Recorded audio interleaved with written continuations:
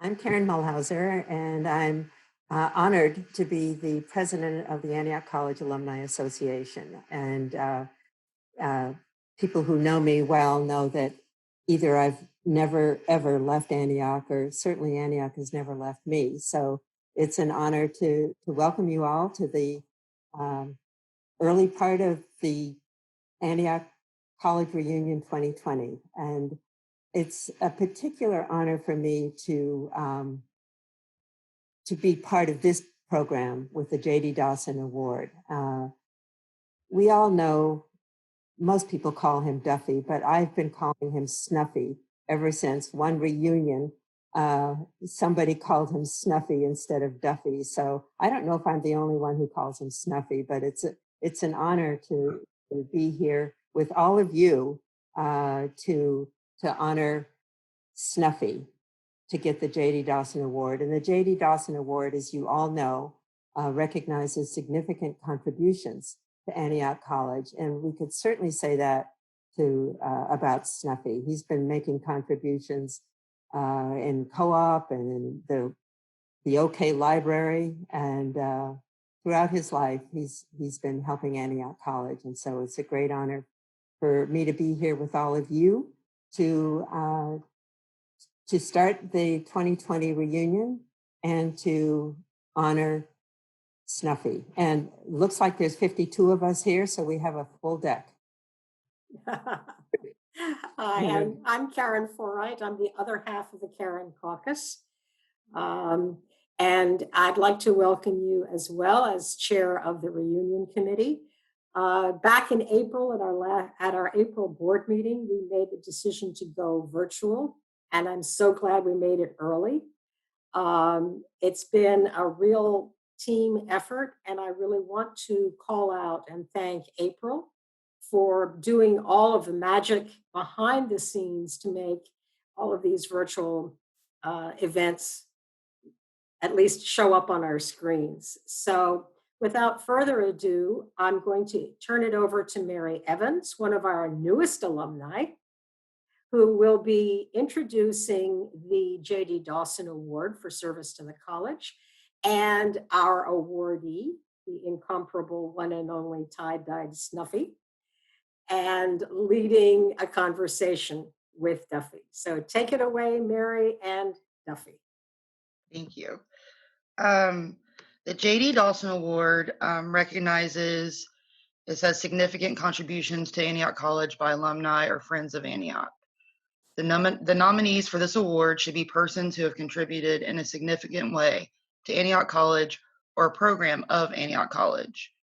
Perhaps best known for their involvement with the co-op department, JD Dawson's entire career was dedicated to Antioch College. The recipient that I get to recognize and that's getting this award today, I don't know about dedicating their whole career to Antioch College for themselves or if it was for the other people in the community. Steve Duffy, class of 77,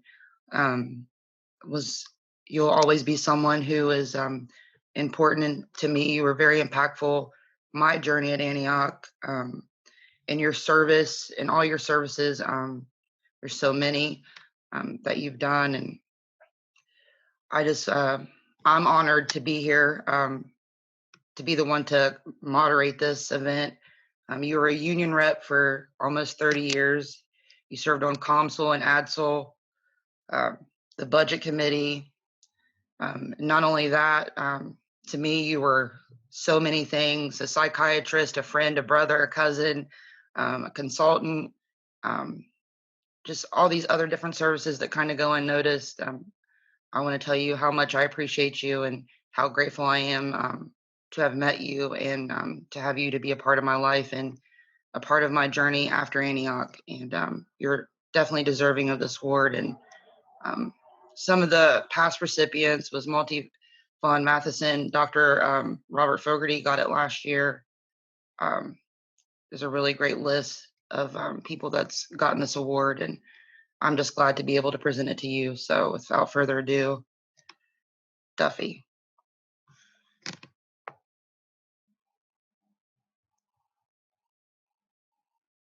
Duffy, Duffy, unmute yourself. You're still muted.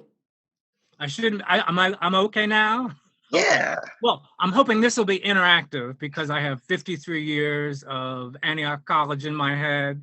Woo. And actually thousands of you have passed through my life. So y'all have made my life exciting and a real adventure. I was trying to think of a theme for this. I looking at what we've done in the last 10 or 12 years, we've reopened a college during the Great Bush Recession. And so, years ago, I don't know if any of y'all out there remember Marion Welchel, who taught literature and also specialized in teaching folks about Alice Walker and stuff. She used an essay called "We Specialize in the Totally Impossible."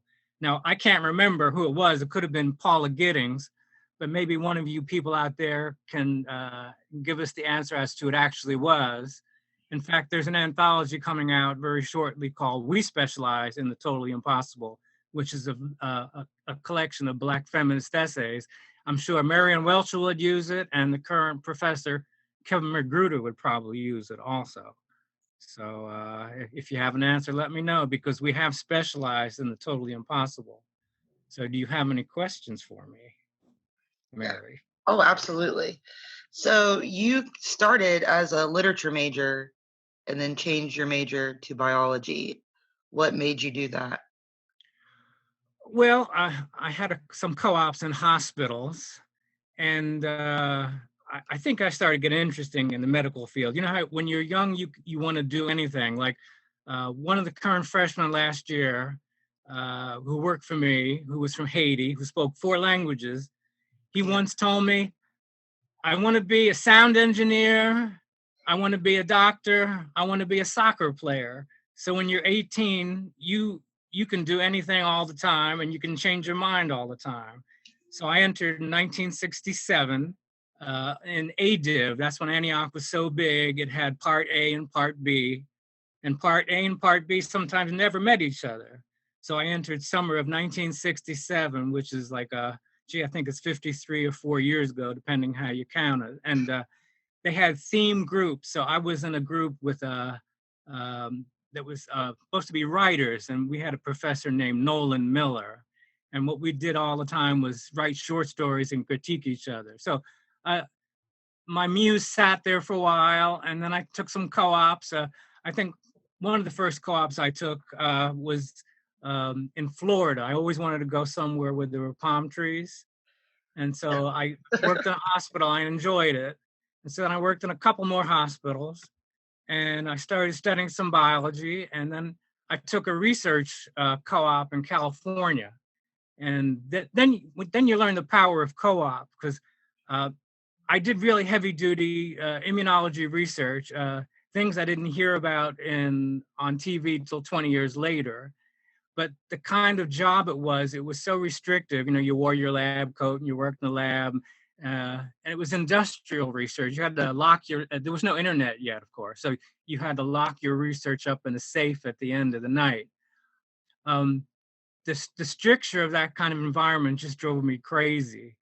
But I loved California because it was just so exotic to me and exciting. So I asked my advisor, Dan Hotaling, to find me another job. So I got a job at a place called the LA Free Clinic. And the LA Free Clinic, well, this was 1971 now. I mean, I'm the kind of student that I didn't go through Antioch straight because I was one of the poorest people around. So every time I ran out of money, I had to drop out.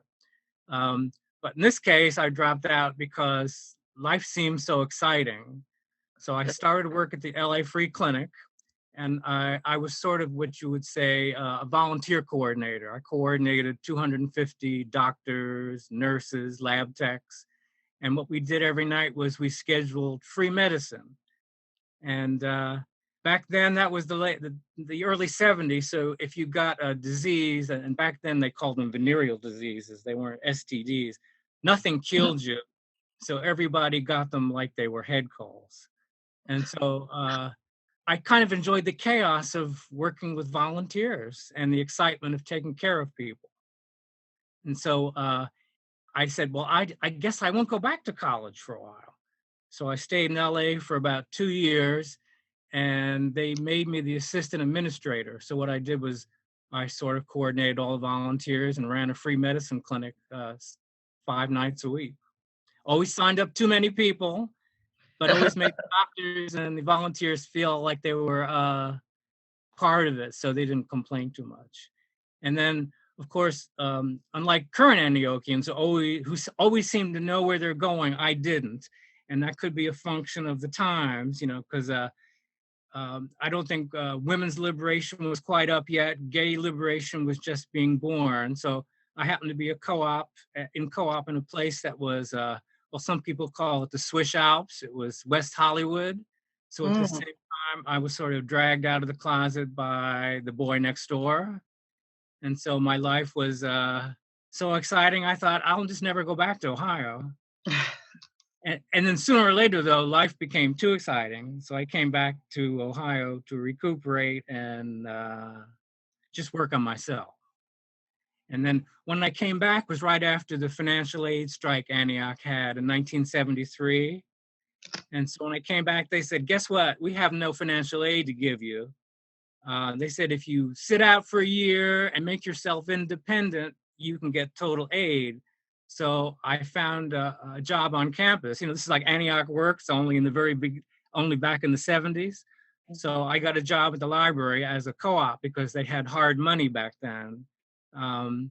I worked $88 a week for a whole year, and I worked the front desk. So that was my first experience at the library as a full-time worker. I mean, before that, I originally had started the library in 1967, working in the language lab upstairs when they had things like reel-to-reel recorders.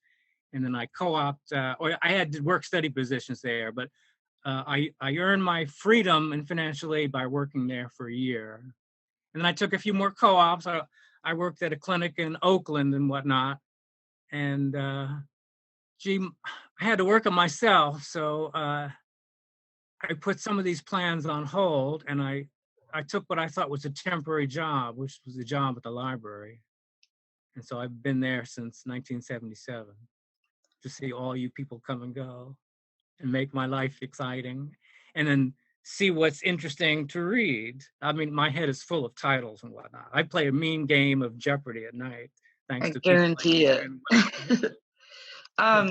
We talked about some memorable events. Do you want to talk about the Payless Paydays of 1979? Well, Antioch has been a roller coaster ride, not just for me, but for everybody. I bet you everybody out there has a war story. And so, the Antioch idea was so good about taking your work experience and trying to plug it into your academic experience that they started making Antiochs all over the country. And at one point, there were, believe it or not, up to 35 Antiochs, if you can believe that or not, even in a small place like Beckley, West Virginia. And so, and this is well before they invented that thing called the internet and Zoom and everything. So the college back then spent a lot of money it really didn't have. And so, and it also started programs that it really didn't fund. So early in the late 60s and early 70s, the Rockefeller Foundation gave Antioch College a $3 million grant to increase its diversity, which is a huge amount of money. In today's money, that might be like 30 million. Right. And so as that money began to run out, they started a new program called New Directions, which took the same idea, which also included bringing in everybody, poor folks, white folks. And at the same time, around 1973, there was a guy named Nixon, one of those great Republicans. And all of a sudden, there were budget cuts. And what happened from that? I mean, it's a good thing I had dropped out and I was living in California because I didn't have to take a side. Because when the budget cuts came down, it was virtually poor people fighting against people who weren't poor. I mean, it was the old dynamics of sex, race, and class. We were the first to deal with them. The country's now dealing with the same issues and maybe not doing a very good job. And so what happened then, it was a problem that nobody could solve. So the students closed the college down. And so when I came back, that's why there was no financial aid. What little aid there was left, they had to give to the students who were there. But the aftermath of the strike was that Antioch's biggest class, which would have been 898 people. Can you imagine that, an entering class of 898 people? 1/3 immediately said, we're not coming now. And then other people didn't come. So a long spiral of, what you would say, Sturm und Drang, disappointment at ourselves because we weren't perfect. People being angry for all kinds of reasons. The enrollment started to tank. And at the same time, there were all these satellite campuses all around the country. And so the college was really doing what the government's doing now, is like spending money it doesn't have. Right. And so by 1979, well, during 78 and 79, the college was borrowing entire payrolls and paying them back. And I don't know if you know, it was Jimmy Carter was president then, and we had this thing called stagflation. So they were borrowing payrolls and paying them back at 13% interest. Cool. And then as a union rep, I was sitting up in a room somewhere, it could have been in McGregor, and the president of the clerical union said, after April 28th, you might be working for no money. And we all looked at each other and we said, oh, that's impossible. Well, on May 13th, the phones rang everywhere on campus. And they said, guess what? We can't make the payroll Friday because Winters Bank in Dayton sucked all the money back and the college is totally out of money. And so what started then was a movement to keep the college going to graduation. And so we all went to work, we submitted time slips, and we didn't get paid. Those who lived in town got to work more often, like I lived in town then, so it was just a 10-minute walk. Even the work-study monies got taken away. So I know, Mary, you don't know this guy named Joe Cali, but in our building, only 2 students stayed to volunteer, and everybody else, did all the work. And there were still 1,000 students back then. Wow. And so then you had people like Joe Cali shelving trucks. And then what happened throughout then was everybody took care of each other. We all shared coupons. And believe it or not, we carpooled to unemployment together. So a lot of us got, like I got $149 every 2 weeks for going to work for nothing. And the trustees at the time were pretty smart, unlike they were in 2008. What they just said was, hey, we're out of money. And they didn't declare exigency. And then what they did was they made a fund of about $50,000 to pay 12 people to work throughout the summer. And then a volunteer group worked on recruiting freshmen. And then by the end of the summer, of course, there were 6 white collar workers working. There were 6 blue collars working. And the faculty were all on layoff and the administrators were all on layoff. They still got an entering class of 220 people. And then as the entering people came in, they recalled back everybody they could afford to come back. So you see, we're experts at getting through what you would say the wholly impossible, because that was a pretty impossible time. I mean, even CG helped out, like they did walkathons to Dayton to raise money. And we made it and started over one more time. So that was the Payless Paydays. And to finish the Payless Paydays out, there was a center, Antioch, Philadelphia, and I guess the Schulmans, Mark and Heidi Schulman, filed a lawsuit in federal court in Philadelphia for the Antioch, Philadelphia campus. So we all were given IOUs. So we were given IOUs minus the amount of unemployment received. And the judge in the federal court in Philadelphia said we had to be paid every other month at 6% interest. This is during the Jimmy Carter years. And then they missed the last payment of that too. But we still made it. So that's the Payless Paydays. Cool. And then, so then that's when the College Revival Fund obviously started. The Revival Fund started after, well, you see, after the Payless Paydays, we struggled for years. Oh, okay. And enrollment kind of varied between, well, at its lowest point in 1983, it was about 416 FTEs. And then Jimmy Williams came along, who was a great admissions person. And then we gradually got up to maybe almost 600 students, but we were still just struggling. And meanwhile, the university was starting to rearrange its financial structure and starting to, charge us like $700,000 for a payroll office. So there was a lot of smoke and mirrors. The college was.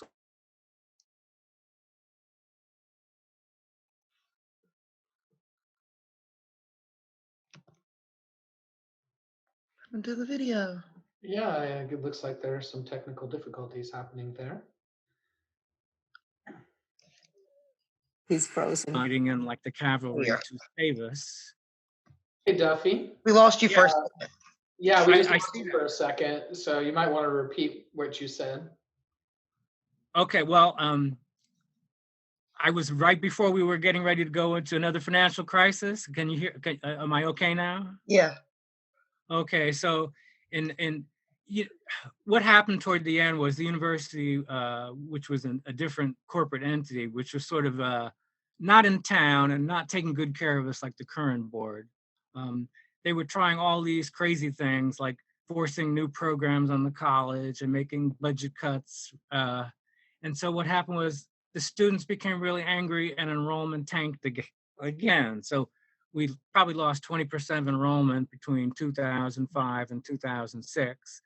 The faculty, though, was good enough, they could have probably taught the phone book, you know what I mean? And students would have still come out all right. And so all of us, and I was on the alumni board during this time between 2001 and 2007. So in June 12th or so of 2007, we all got this email saying, come to Kelly Hall, we have an announcement to make. And all of us who were hopeful thought, well, the smartest thing to do would be to merge the adult campus on the edge of town and our current campus. It'd be like a yin and yang, young folks and old folks helping each other learn and get through everything. What they did was they said, we're going to close you down. And the alumni, it was really kind of really stupid at the same time because this was like 11 days before the scheduled reunion. Oh, And no. So what happened was the normal reunion usually had like 300 people come, but all of a sudden 700 came. And so people came in tears. Then you really knew how much people loved the college. And so this was what you say, the mother of all reunions. Since I was on the board and I had the keys to the library, one person said to me, can I make a phone call at the library? So I let them in. And the next thing I know, there were 50 people in the library. There were 20 pizzas on the front porch. People were organizing committees. They were all using the computer lab that April helped create, printing out pledge cards and running them over to the tent. And every time people would come back, they would say, someone just pledged $100,000. And so within 2 or 3 hours, it became obvious that maybe people wanted to give the college $3 or $4 million to save it. And of course, there were lots of smart people at this reunion, including people like Catherine Jordan and Rick Daley. And what they thought of was something called the College Revival Fund, which was sort of a 501c to get around the university. And so people started sending checks to Colorado. And that became the first bargaining chip to make us become ourselves again. Eventually, we probably collected well over 4 million. Even some pledges evaporated, but still plenty of money came in. And then the last year we were open, you know, people still love the idea of the college, the kind of community where they still got a freshman class of 68, even though they knew they were only going to get 2 terms at the college. And so while all this was going on, people were madly mailing checks to Rick Daley in Colorado. And since I was on the alumni board, it was good for me to be a mole. So there was a woman named Risa. Now, Risa was this fabulous woman who was a Southern woman with a great voice who could do all this great fundraising. She would say, come on over on your break. I have an envelope for you. So she would give me an envelope every now and then. And one time I took $192,000 down and gave it to the U.S. Bank for the Revival Fund. And so we didn't tell anybody for a long time, but we gradually amassed quite a bit of money. And of that money, $900,000 the first year went to pay lawyers because there were all kinds of lawsuits.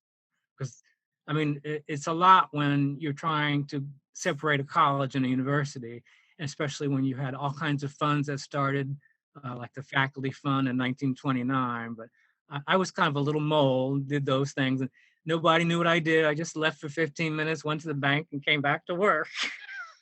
So, and then during that year, a couple of generous donors decided they would give $1 million to start something like a structure for the College Revival Fund. So Risa was in charge of hiring 8 people to, I guess, keep the idea on ice. So what we did for a year was we went out and we organized, we had chapter meetings and fundraising events, and we were just selling hope because we didn't have the college yet, you know. And this was sort of a real wackadoo time because we couldn't even use the word Antioch. If I used the word Antioch in a letter or an email, I would get an email from another alumni board member or something saying, you know, you can't use the word Antioch. In fact, I think at one point, to get people interested, I'd go to Bob Pichelle in town, who does like teas. He had made a shirt called Antioxidant College. We would give people that T-shirt. We would say free radicals too, by the way, because that's what antioxidants are. They're free radicals. Right. But we would give donors and people who would help us out, we would give them the free, the antioxidant shirts. So during the year or so that we were doing the College Revival Fund, we had 22 chapters going and probably 32 meetings. The first round of meetings, we said to the alums, what would you like to see in your new college? And of course, some of these meetings were totally chaotic. And the miracle of what we did was that Bob Baldwin in town rented us the first floor and the second floor of like what would have been like a 2-bedroom apartment. So we all worked in a tiny little space. Fred Krause and Eric and I shared a card table in the front room, and Amy was in another room. But when we had things like phonathons, we would stick people in the kitchen and the bathroom. And there wasn't much internet then. And what we did was we did the cheapest thing you could do. We went to Walmart and bought $9.99 Virgin mobile phones. And of course, we did some things that were a little unusual. Like we did have some databases because we did have some friends at the university who would slip us some information. So we would tell people, no, we don't have the information, but we had some information. So we did things like phonathon. So I would stay till 10 o'clock at night, and we would stick people in different rooms, the bathroom, which had an echo. I would be in my car front, in my car seat rather. And we would call from the list that we did have. And I remember one night we had 8 volunteers, people like Anna Hogarty and Jimmy Rose, Nevin Merced, and some students who were at Nonstop. We called 1,000 people in one night. Oh. Yeah, so I mean, even with $9.99 phones, you'd be surprised. I mean, that's like specializing in the wholly impossible. And at the meantime, the Alumni Board, who was the College Revival Fund, sort of plus and minus Nancy Crow, who was the president, who was also on the Board of Trustees, had 166 meetings with the Antioch University Board of Trustees. And every time the university trustees had a meeting, hordes of Antiochians would descend on them like locusts, whether it was in New Hampshire or New York. So I think they finally realized we were tenacious enough that they had to start giving in somewhat. Right. So we got the keys to the college back in September of 2009. Really quick, because before we run out of time, I'm going to go back a little bit. So back in 2004, you had a tragic event, and throughout all that, you still helped create a fund that's helped me and several other students of color. And I wanted to have you talk a little bit about that. Well, you know, it's kind of like the Rolling Stones. You can't always get what you want. You know, when Yellow Springs started becoming expensive, one day, Miss Dunphy in town, the realtor, said, "Oh, your rent's going from $175 to $490. Maybe I'll find you a place to live." It was a crappy apartment anyway. And then I was sort of seeing a friend of mine who I'm now married to, a guy named James, who's the best person in the world. So he said, come and live with me. We'll take it one day at a time. And so one day at a time has really turned into 35 years. And along the way, of course, you also become part of the family. And so we were, you know what a gunkle is? A gunkle is a gay uncle. So James and I were two gunkles. So we had half a dozen kids every weekend. I mean, not every weekend, but one weekend every month. So the moms could get a rest. And I would often bring them up to the college because I thought that's a place that's safe for both of us. So I'd either take them to the college, to the Glen, or downtown Yellow Springs to the John Bryant Center to play basketball. And of course, the years passed. And when I was young and they were young, we could get by with a little Brave toaster. But as they got older, you know, the peer planet starts to take over. Yeah. And one of them sort of, I guess, between parental problems and family problems, he sort of wind up living in a commune with other friends, like a block from his mom's house. And then at 3 o'clock in the morning, the phone rang, and we were told the news that he was shot in the heart at a distance of 3 feet. So we went down there and saw him and knew that was it. I was still on the board at the time. In fact, I came to the college at 6 a.m. that morning because, you know, denial and all that stuff crept in. I had to go to someplace safe, so I went to work. I called Joe Calley at home. I said, Joe, I'm here at work, but I just had a murder. And so Joe didn't say anything to me for a long time, but then later he said, about 6 months later, he said, anybody gets shot in your neighborhood. So that way I knew that Joe had cared. And then right after that, you know, I'm naive sometimes when it comes to things like fundraising. So I would pester some trustees like Everett Freeman and the development director. Back then they called advancement development. I wanted to start a scholarship for Benny. And then she would say to me, I just raised money for a fund for Irwin Abrams. You know how much work that is? And so eventually I learned that these things, fundraising is a very hard thing to do. And then in 2006, Jewel Graham got the award, the JD Dawson Award. And a bunch of her former students came back. And, you know, Jewel was really inspirational. You would love her, by the way, Mary. You would just love her. At the end of the award, people, there was the 70s, 80s, and 90s decade had Pinnell House as their center.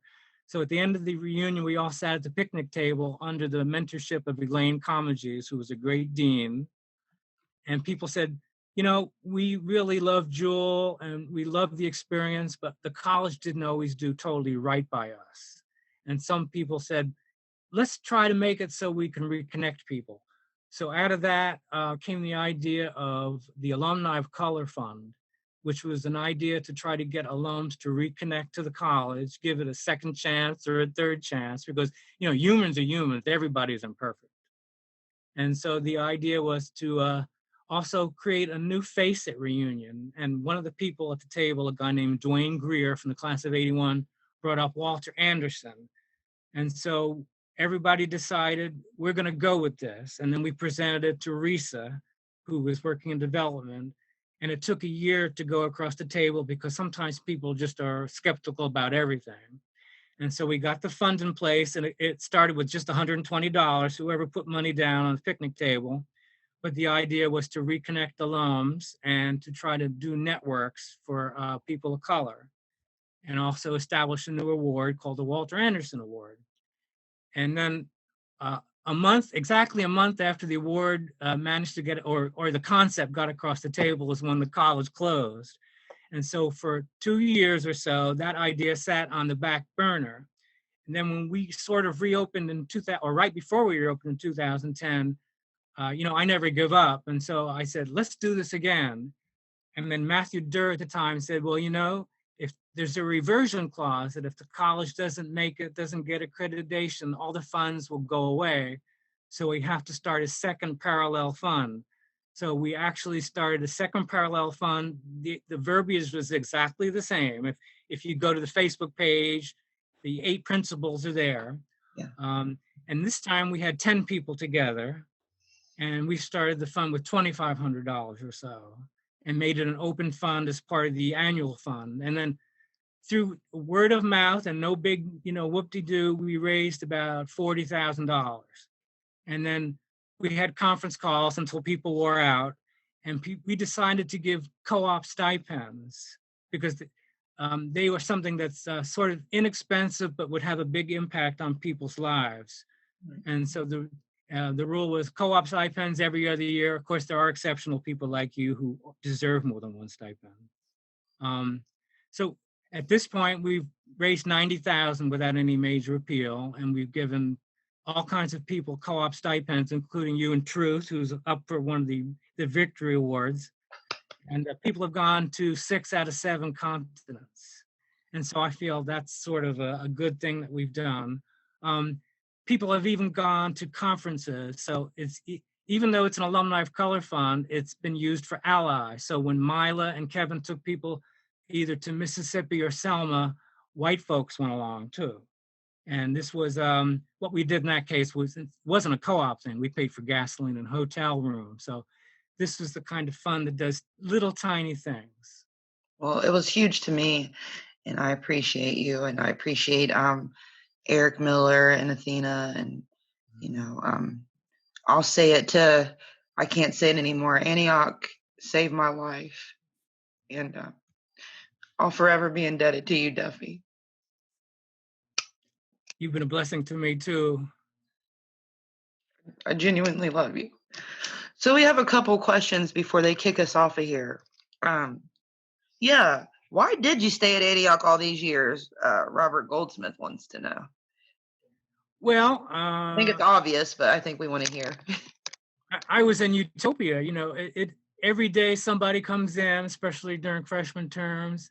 There's such growth and such possibility, and people are exciting. And then, the way our library was, and especially when Joe was there, it was the noisiest library in the country. So the front desk was always like, people would talk politics, my co-op. It was endless excitement and endless noise. And so between that and knowing that everybody was learning every day, it was a great experience for me. I mean, it wasn't about the money because I never made a lot of money. It was about the people. Other people. Let's see if we have any more questions over here.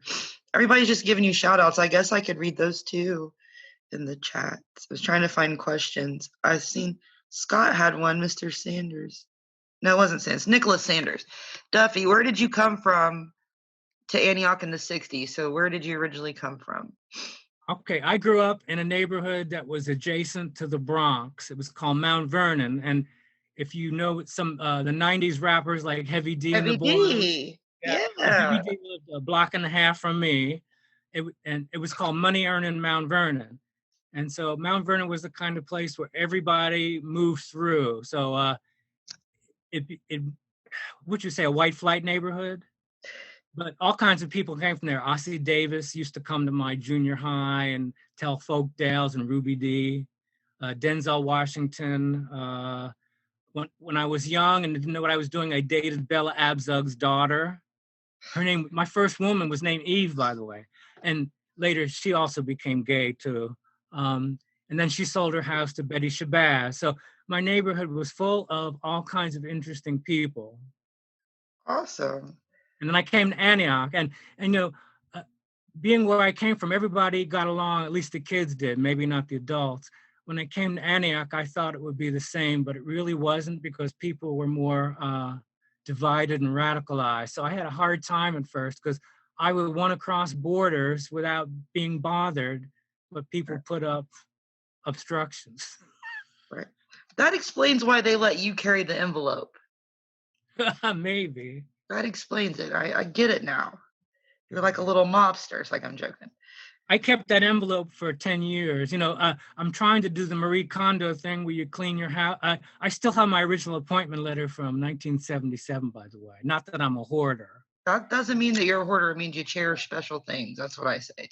That's and the way I have 3 of Al Denman's typewriters, by the way, because one day Al Denman and I were good buddies. And he knew I used a typewriter for years at the library. So one day he came to Revival Fund and he said, here's my 3 typewriters, have them. So I have 3 of Al Denman's typewriters. which are sitting up in the closet. I don't know what to do with them. I thought they might make a fun auction item for a reunion, but you never know. You never know. Never know. Coco, our new community manager, Coco, she says, Duffy, can you share a great piece of advice you received as a student and a piece of advice you'd like to pass on to current students? I don't know. I really don't know. I mean, just keep going is the only advice I can give. I mean, I was always looking for advice myself, and people would give it to me, and I wasn't sure whether it was working. So I guess you have to fly through the seat of your pants, you know? Right. That's what things like co-op are for. Let's see. Scott Sanders says, one of my favorite experiences with Buffalo was our alumni relationship to Seattle together, 2005. An exceptional travel companion and the best ambassadoring for Antioch I ever saw. Well, you know, the Seattle chapter was very active for a while, and one of the people there was a guy named Bradley Wilburn, class of '85, and Bradley was also the visionary behind the Alumni of Color Fund. So Bradley was the kind of person who could think years ahead. In fact, he was the city planner for the city of Seattle for land use. Wow. And so when we went to Seattle, the Seattle chapter events ran like a train. Every time we turned around, someone was picking us up or taking us somewhere. We even saw Bruce Lee's gravesite, or Bradley would take us and show us some of the projects he was working on. And he would say, look at this light pattern. And so Bradley was a great visionary, but on a conference call, you know how democracy is when people get into snits. We had a vote that went one way on 1 month and a vote the next way the next month. And he got mad and said, I'm done. But he was really quite the visionary and quite the organizer. Someone said, in Seattle too, by the way. Okay. April's asking, how did you get the name how did Buffalo become your nickname? Here's my first Buffalo. Actually, in 1975, I was shelving a truck in the basement, and a friend of mine named Renee Brown had gone AEA. In fact, you know how most Antiochians do? They don't go through the normal way. Right. So she first went to Tanzania, and I guess things happen, you know, things that she didn't expect. And so she may have dropped out. And then she went to Ethiopia, and then she went to Italy. And so she fell off the planet for maybe a year or two. While I was shelving a truck, she came to the desk, and her nickname for me was Duffalo. And so when she came to the desk, she asked for Duffalo, and Joe Cali heard it, and he said, from now on, I'm going to call him Buffalo. And so that's how I got the moniker Buffalo. It was from being called Duffalo. Joe would say it's etymology. That's funny. Oh, I'm glad you brought up Joe Cali. Scott Sanders asked, Duffy, can you explain Joe Cali in 5 words or less? Don't fall down. Well, gee, maybe 7 words. And you're the worst person I've ever seen. Nothing Joe ever said. He always said had double meanings. Like people thought he was a little nuts, but he would always say to people, where have you been? And they thought he was joking, but if you really think about it, he's sort of talking about co-op. Right. Where have you been? That's yeah. Someone said, let's hear the history of the tie-dye t-shirts. Well, one day in 1985, I was walking home, probably when I still lived in Yellow Springs, and a student was packing because they were dropping out. They were getting ready to follow the Grateful Dead. Ooh. And they threw a tie-dye down from the 4th floor north when it still had fire escapes. They said, thanks for keeping me out of trouble and keeping my record clean. Here's a shirt. That summer, my father was ill and had Alzheimer's, so I went to New York. And when I wore the shirt, it would seem to stop traffic. So I kind of liked it. So next thing you know, I got 1 tie-dye and 2, and then people gave me some. So now I have about 130. That's awesome. Kind of weird, but that's us. Okay. Kathy Huff says, Duffy, thanks for recounting the history of Antioch in 1979. I was there back then serving on the alumni board. Congratulations on receiving this JD Dawson Award. You really deserve it for all your service to the college. Kathy Huff. You know, one of the first times I talked to Kathy was when I was doing chapter organizing, and I had just gotten my first cell phone. You know, I'm not always sophisticated like a lot of Antiochians. I talked to her until my battery ran out. I thought, oh, I guess the conversation's over. I was sitting in the bedroom talking to her about this and that. Right. So in Chicago had a great chapter too, by the way. Kevin Magruder says, congratulations, Duffy, well-deserved award. I have to go to a virtual memorial service now, but I'm glad this was recorded. You're sharing an important part of history. And I love You have the answer to that question about I specialize in the wholly impossible. So yeah.